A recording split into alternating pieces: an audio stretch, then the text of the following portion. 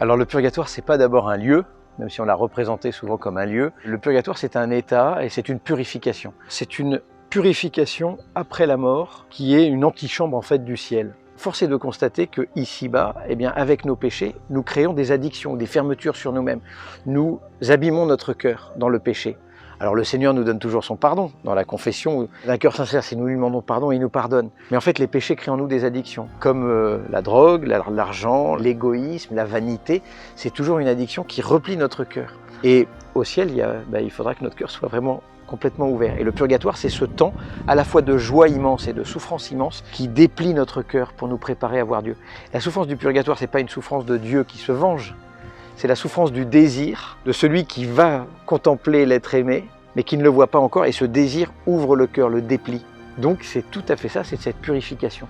Mais nous vivons déjà des purgatoires sur cette terre. Le purgatoire, c'est aussi ça, apprendre à dépendre, à recevoir de Dieu.